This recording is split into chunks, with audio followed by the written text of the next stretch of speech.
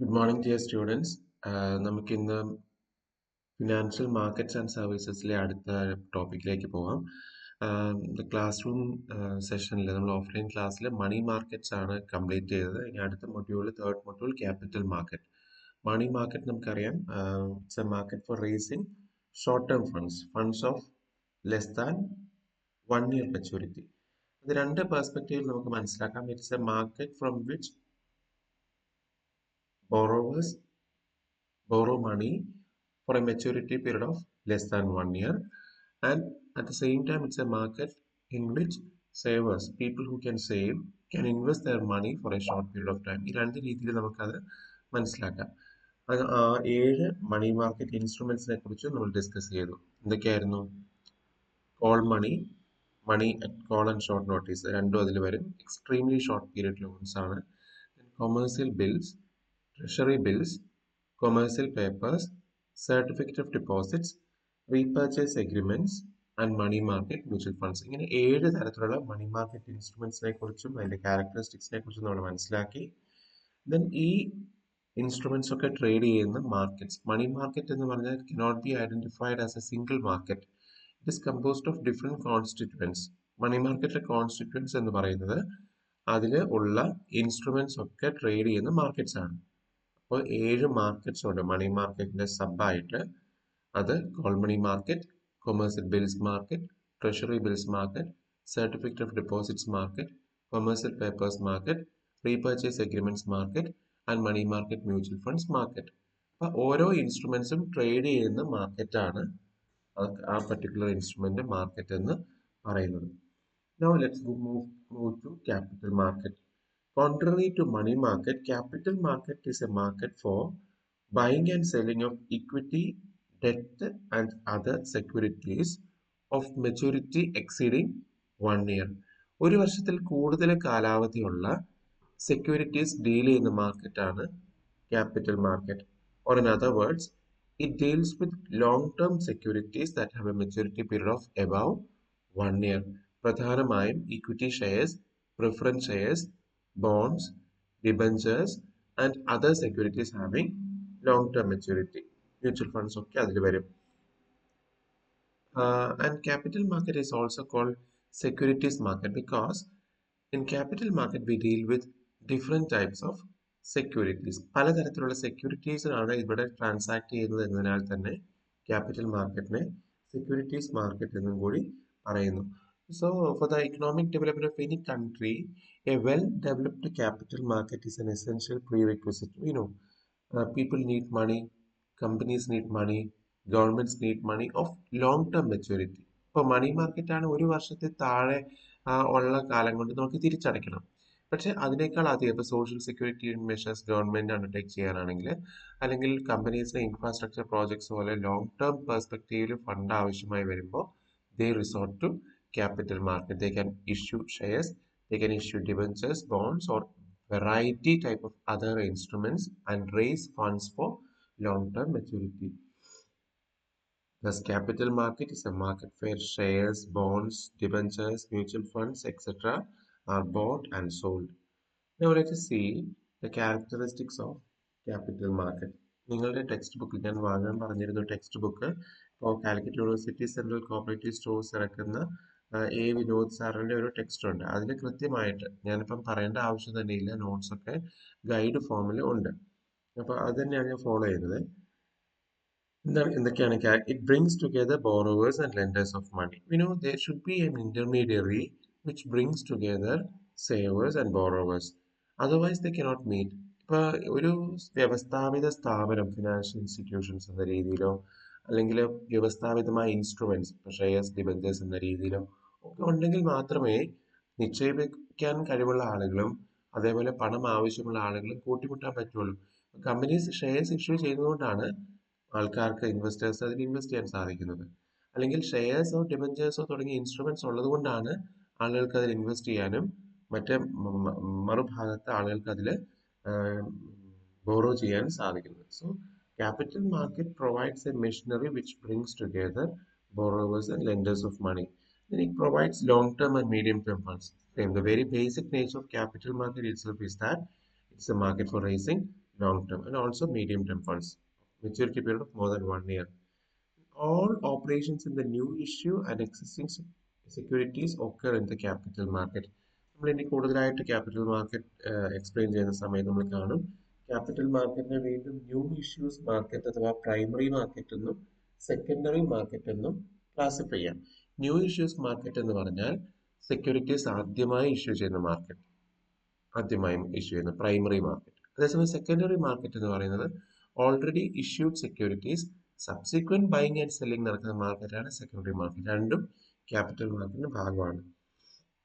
Next point, varieties of financial instruments are traded in the capital market. Nowadays, large number of innovative instruments are also coming up in the capital market.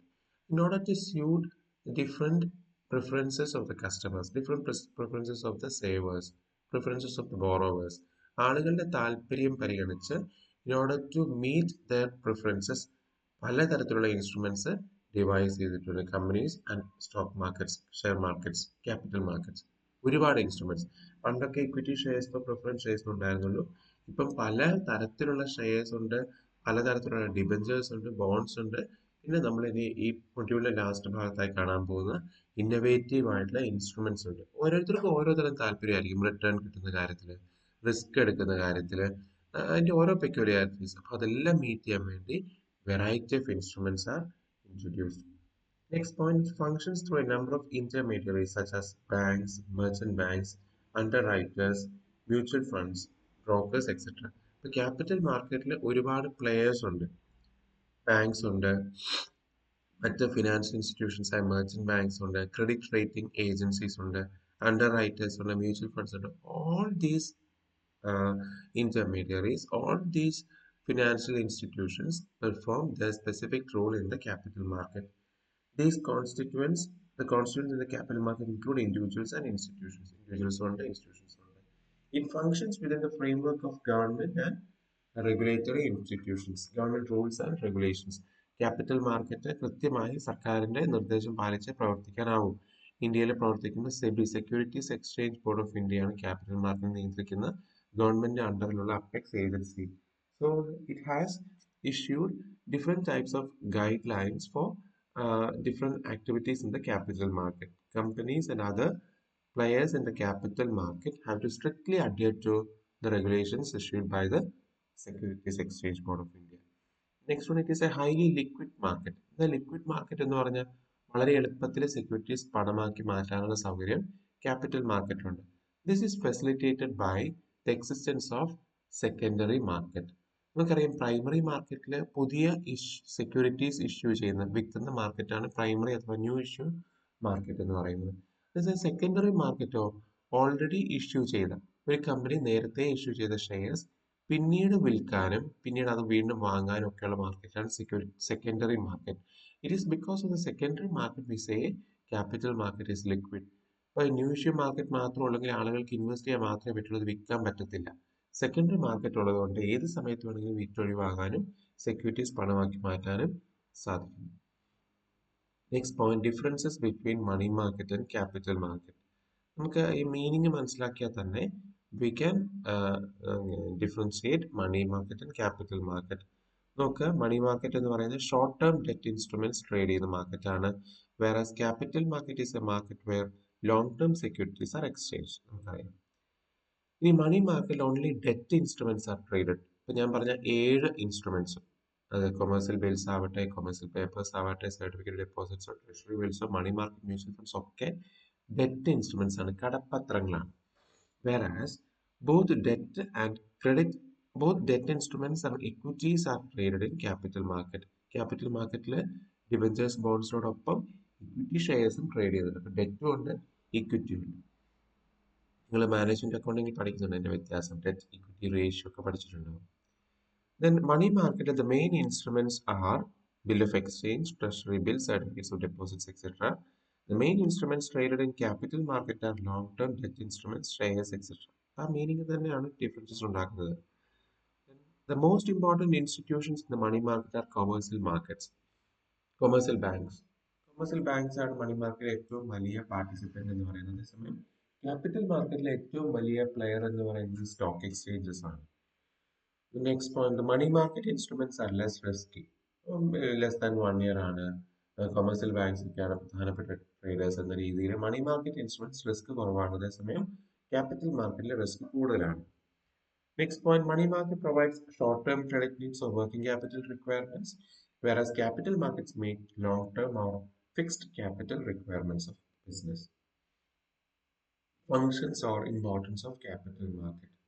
എന്തൊക്കെയാണ് capital മാർക്കറ്റ്സിന്റെ role എന്ന് നമുക്ക് നോക്കാം. First one, നമ്മൾ മണി മാർക്കറ്റിൽ പറഞ്ഞ കാര്യങ്ങൾ തന്നെയാണ്. Mobilisation of savings. People, many people, there are many people in the country, there are many institutions in the country which can save. ആളുകൾക്ക് ചെലവ് കഴിഞ്ഞ് സേവ് ചെയ്യാൻ കഴിവുള്ള ഒരുപാട് ആളുകളുണ്ട്. But they should be a machinery to mobilise these savings in a particular pool, in a common pool. അല്ലെങ്കിൽ എനിക്ക് പണമുണ്ട്, അല്ലെങ്കിൽ എൻ്റെ ഫ്രണ്ട് പണമുണ്ട്, അല്ലെങ്കിൽ നാട്ടിലുള്ള കുറേ ആൾക്കാർക്ക് പണമുണ്ട് എന്ന് വിചാരിച്ചിട്ട് അത് ഇക്കണോമിയിലേക്ക് എത്തുന്നില്ല. ഇക്കണോമിയിലേക്ക് എത്തണമെങ്കിൽ എന്ത് വേണം? They should be a mechanism to mobilise savings. ഇതെല്ലാം കൂടി കളക്ട് ചെയ്യാനുള്ള ഒരു മെക്കാനിസം ഉണ്ടാവണം. അത് ഫെസിലിറ്റേറ്റ് ചെയ്യുന്നു capital market through the issue of different types of shares, instruments etcetera. Capital market facilitates mobilization of savings which are scattered all over the country. Number two, capital formation. നമുക്കറിയാം ഏതൊരു രാജ്യത്തിന്റെയും സാമ്പത്തിക വികസനത്തിന്, economic development അടിസ്ഥാനപരമായി വേണ്ട ഒരു കാര്യമാണ് capital formation. Capital formation is nothing but mobilization of savings and channelizing these savings to productive investments. People who have ideas, or people who have the ability to take risk, people who have innovative ideas, enterprising abilities, they require money. These money should be provided by capital market or the economy. അത് ഉണ്ടാക്കുന്ന അല്ലെങ്കിൽ channelise ചെയ്യുന്ന ഒരു സംവിധാനം capital മാർക്കറ്റിനുണ്ട്. Companies ഒക്കെ അവർക്ക് ഇഷ്ടം പോലെ പണത്തിന് ആവശ്യമുണ്ട്, ഒരുപാട് ഡെവലപ്മെന്റ് പ്രോഗ്രാംസ് ചെയ്യുന്നുണ്ട്. അതിനൊക്കെ പണം വേണമെങ്കിൽ capital formation should be there. Savings collected from savers should be channelized to these productive purposes. Third one, economic development. With the help of capital market, idle funds of the savers are channelized to productive investors. For example, in the absence of mobilization of savings or in the absence of capital formation, people hold their money for idle purpose or for unproductive purpose. ഒന്നുകിലും യാതൊരു ഉപകാരമില്ലാത്ത കാര്യത്തിൽ ചിലവാക്കി തീർക്കും, അല്ലെങ്കിൽ പണമായിട്ട് തന്നെ ബാങ്കിലോ അല്ലെങ്കിൽ പേഴ്സിലോ വീട്ടിൽ ലോക്കറിലോ ഒക്കെ വയ്ക്കും. പക്ഷെ ഇത്തരത്തിലുള്ള ക്യാപിറ്റൽ മാർക്കറ്റും ഇൻസ്ട്രുമെന്റ്സും ഒക്കെ ഉള്ളതുകൊണ്ടാണ് ആളുകൾക്ക് പണം പ്രൊഡക്റ്റീവ് ആയിട്ടുള്ള പർപ്പസിലേക്ക് ഇൻവെസ്റ്റ് ചെയ്യാനും അതുവഴി സാമ്പത്തിക പുരോഗതി സാധ്യമാകുന്നത്. Integrates different parts of the financial system. The different components of the financial system means stock exchange, new issue markets, money market, etc. It's a capital market which helps to establish a close contact among different parts of the financial system. Capital markets actually act as an intermediary to bring together different components of the financial system, the institutions or securities or അല്ലെങ്കിൽ regulatory institutions ഒക്കെ ആയിരിക്കും. അപ്പോൾ തമ്മിലൊരു close contact കൊണ്ടുവന്ന് integrate ചെയ്ത് പ്രവർത്തിക്കുന്നത്, ഏകോപിപ്പിക്കുന്നത് capital മാർക്കറ്റാണ്. Then promotion of stock market. A sound capital market promotes an organized stock market. Stock exchange provides for easy marketability to securities. Capital മാർക്കറ്റിന്റെ ഒരു കോമ്പണന്റ് ആണ് സ്റ്റോക്ക് മാർക്കറ്റ് അഥവാ സെക്കൻഡറി മാർക്കറ്റ് എന്ന് ഞാൻ പറഞ്ഞു. ഡീറ്റെയിൽ ആയിട്ട് നമുക്ക് പിന്നീട് കാണാം. A well-developed stock market is essential for organizing, for promoting an organized stock market. Stock market വളരെ പ്രധാനപ്പെട്ടതാണ് because it's a market which ensures marketability of securities which are already issued. ഒരിക്കലും ഇഷ്യൂ ചെയ്ത securities വീണ്ടും trade ചെയ്ത secondary മാർക്കറ്റാണ്. അങ്ങനെ ഒരു market ഉള്ളത് കൊണ്ടാണ് ആളുകൾ ഇൻവെസ്റ്റ് ചെയ്യാൻ തയ്യാറാവുന്നത്. In the absence of security market nobody will be ready to invest. അവർ ഇൻവെസ്റ്റ് ചെയ്യാൻ മാത്രമേ പറ്റുന്നുള്ളൂ, വിൽക്കാൻ പറ്റുന്നില്ല, അല്ലെങ്കിൽ ഇഷ്ടമുള്ള സമയത്ത് വിറ്റ് ഒഴിവാക്കാൻ പറ്റുന്നില്ല, കമ്പനി തിരിച്ചെടുക്കുക മാത്രമേ ചെയ്യുള്ളൂ പിന്നീട് എങ്കിൽ ആരും ഇൻവെസ്റ്റ് ചെയ്യാൻ തയ്യാറാവുന്നില്ല. അപ്പോൾ സ്റ്റോക്ക് എക്സ്ചേഞ്ച് ഉണ്ടാവുക എന്ന് വളരെ പ്രധാനമാണ്. ക്യാപിറ്റൽ മാർക്കറ്റ് നല്ല രീതിയിൽ പ്രവർത്തിച്ചാൽ മാത്രമേ ഒരു ഓർഗനൈസ്ഡ് സ്റ്റോക്ക് മാർക്കറ്റ് ഉണ്ടാവുള്ളൂ. Then foreign capital. A well-developed capital market can attract investment from foreign countries also. അത് അവർക്ക് ഫോറിൻ ഇൻവെസ്റ്റേഴ്സിനൊക്കെ സ്യൂട്ടബിൾ ആവുന്ന റിസ്ക് കുറഞ്ഞ നല്ല റിട്ടേൺ ഓഫർ ചെയ്യുന്ന സെക്യൂരിറ്റീസ് ഒക്കെ വഴി ക്യാപിറ്റൽ മാർക്കറ്റ് വിദേശത്തു നിന്നും ക്യാപിറ്റൽ സ്വരൂപിക്കുന്നു. Then economic welfare. പണം, capital market helps in formation, capital formation. So it will result in increase in production, increase in productivity in the economy. So So automatically the national income will increase, the standard of living of people will increase.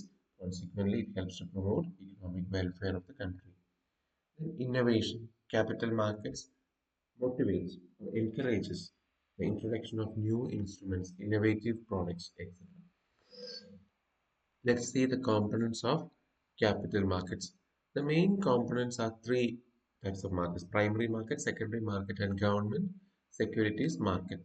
മൂന്ന് തരത്തിലുള്ള ആം, പിന്നെ components ആണുള്ളത്. നമുക്ക് വിശദമായിട്ട് കാണാം. Primary market, secondary market and government securities market. Primary market secondary market ഒരുമിച്ച് industrial securities market എന്നും കൂടി ചില ടെക്സ്റ്റിൽ കാണാം. രണ്ടായിട്ട് ക്ലാസിഫൈ ചെയ്യുന്നു: industrial securities market and government securities market. ഈ ഇൻഡസ്ട്രിയൽ സെക്യൂരിറ്റീസ് മാർക്കറ്റിനെ വീണ്ടും രണ്ടായിട്ട് primary market and secondary market ഒരുമിച്ചാണ് ഇവിടെ മൂന്നായിട്ട് പറഞ്ഞിരിക്കുന്നത്. ഫിനാൻഷ്യൽ ഇൻസ്റ്റിറ്റ്യൂഷൻസ് എന്ന് പറയുന്ന ക്ലാസിഫിക്കേഷൻ ശരിയല്ല. ഒരിക്കലും ക്യാപിറ്റൽ മാർക്കറ്റിനെ ഫിനാൻഷ്യൽ ഇൻസ്റ്റിറ്റ്യൂഷൻസ് കൂടി ക്ലാസിഫൈ ചെയ്യുന്നില്ല. അപ്പോൾ മൂന്ന് കാര്യം പറഞ്ഞാൽ മതി: primary, secondary and government securities market. What is primary market? Primary market or new issue market is the market where companies issue securities for the first time.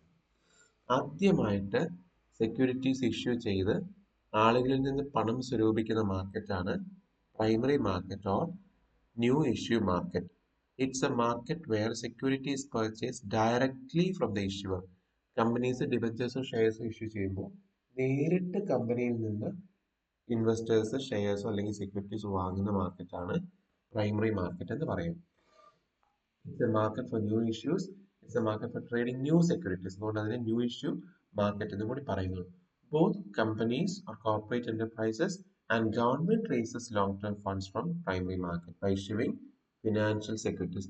അപ്പൊ കമ്പനീസിന് അല്ലെങ്കിൽ സർക്കാരിന് പണം ആവശ്യമുള്ളപ്പോൾ അവർ പുതിയ ഷെയർസ് ഇഷ്യൂ ചെയ്യുന്ന, പുതിയ സെക്യൂരിറ്റീസ് ഇഷ്യൂ ചെയ്യുന്ന മാർക്കറ്റാണ് പ്രൈമറി മാർക്കറ്റ് അഥവാ ന്യൂ ഇഷ്യൂ മാർക്കറ്റ്. ഈ മാർക്കറ്റിൽ നിന്ന് മാത്രമേ കമ്പനീസിനോ അല്ലെങ്കിൽ ഗവൺമെന്റിനോ പണം നേരിട്ട് കിട്ടുന്നുള്ളൂ. എങ്ങനെയാന്ന് വെച്ചാൽ, ഇപ്പൊ സെക്കൻഡറി മാർക്കറ്റ് ആണല്ലോ ഇതിന്റെ രണ്ടാമത്തെ മാർക്കറ്റ്. സെക്കൻഡറി മാർക്കറ്റ് എന്ന് പറഞ്ഞാൽ എന്താ? പ്രൈമറി മാർക്കറ്റിൽ ഓൾറെഡി ഇഷ്യൂ ചെയ്ത സെക്യൂരിറ്റീസ് വീണ്ടും ട്രേഡ് ചെയ്ത മാർക്കറ്റാണ് സെക്കൻഡറി മാർക്കറ്റ്. അപ്പൊ സെക്കൻഡറി മാർക്കറ്റില് ആളുകളെ സെക്യൂരിറ്റീസ് വാങ്ങുകയും വിൽക്കുകയും ചെയ്യുന്നത് വഴി കമ്പനീസിന് പണം കിട്ടുന്നുണ്ടോ? ഇല്ല. ഉദാഹരണത്തിന് ടാറ്റ സ്റ്റീൽ എന്ന് പറയുന്ന കമ്പനി പ്രൈമറി മാർക്കറ്റിൽ 1 കോടി രൂപയുടെ ഷെയർ ഇഷ്യൂ ചെയ്യുന്നു വിചാരിക്കും. 1 കോടി രൂപയുടെ ഷെയർ ഇഷ്യൂ ചെയ്യുന്നു ടാറ്റ സ്റ്റീൽ. അപ്പോൾ ഒരുപാട് ആൾക്കാർ, ഒരു 10,000 പേര് ചേർന്നിട്ടാണ് ഈ 1 കോടി ഷെയർ വാങ്ങിയത് എന്ന് വെക്കുകയാണ്. 1 കോടി രൂപയുടെ ഷെയർ വാങ്ങിയത് ഒരു 10,000 പേര് ചേർന്നിട്ടാണ്. ടാറ്റ സ്റ്റീലിന് ഈ ഷെയർ പ്രൈമറി മാർക്കറ്റ് ഇഷ്യൂ ചെയ്യുമ്പോൾ തന്നെ ഈ 1 കോടി രൂപ കിട്ടിക്കഴിഞ്ഞു. So company raises funds from the primary market by issuing shares. ഈ 10,000 ഷെയർ ഹോൾഡേഴ്സ് ഷെയർ വാങ്ങി 1 കോടി രൂപ ടാറ്റ സ്റ്റീലിന് കിട്ടി. ഇനി സെക്കൻഡറി മാർക്കറ്റിൽ നടക്കുന്നത് എന്താ? ഈ 10,000 ഷെയർ ഹോൾഡേഴ്സ് ഉണ്ടല്ലോ, ഷെയർ വാങ്ങിയവര്, അതിലിപ്പോ ഒരാൾക്ക് പെട്ടെന്ന് പണത്തിന് ആവശ്യം വന്നാൽ ഷെയർ കയ്യിൽ വെക്കാൻ താല്പര്യമില്ല. അയാൾക്ക് എന്ത് ചെയ്യാം? അത് വിൽക്കാം. ഇപ്പം ഈ 10,000-ൽ പെട്ട ആരെങ്കിലുമോ അല്ലെങ്കിൽ ഷെയർ വാങ്ങിയിട്ടേ ഇല്ലാത്ത മറ്റാരെങ്കിലും, സെക്കൻഡറി മാർക്കറ്റിൽ ആർക്കും ട്രേഡ് ചെയ്യാം, മറ്റാരെങ്കിലും ഈ ഷെയർ വാങ്ങി. അപ്പൊ പണം കിട്ടുന്ന ആർക്കാ? ഈ എക്സിസ്റ്റിംഗ് ഷെയർ ഹോൾഡർക്ക് ഷെയർ വിറ്റ് പണം കിട്ടി. കമ്പനിക്ക് എന്തെങ്കിലും ബാധിച്ചോ? ഇല്ല. സോ പ്രൈമറി മാർക്കറ്റിൽ മാത്രമാണ് കമ്പനീസിനും ഗവൺമെന്റിനും പണം കിട്ടുന്നത്. സെക്യൂരിറ്റി മാർക്കറ്റ് അതിന്റെ സെക്കൻഡറി മാർക്കറ്റിംഗ് ആണ് നടത്തുക.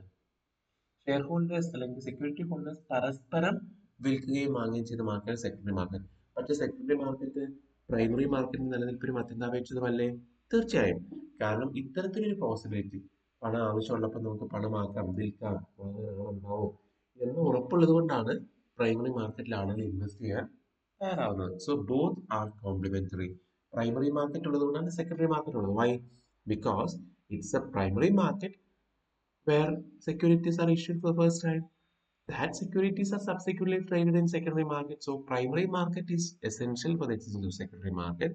On the other hand, secondary market is essential for the existence of primary market. Only because of the existence of secondary market, people are ensured that whenever they require fund, they can transact or they can sell their securities in the secondary market. It is the guarantee for investors to invest in primary market. ഇനി എന്തൊക്കെയാണ് functions of primary market എന്ന് നോക്കാം. 3 functions ആണ്: origination, underwriting and distribution. Primary market 3 functions: origination, underwriting and distribution. എന്താണ് origination? Origination എന്ന് പറയുന്ന ഒരു pre issue വർക്കാണ്. ഒരു pre issue work, share issue ചെയ്യുന്നതിന് മുന്നേ ഉള്ള വർക്കാണ്.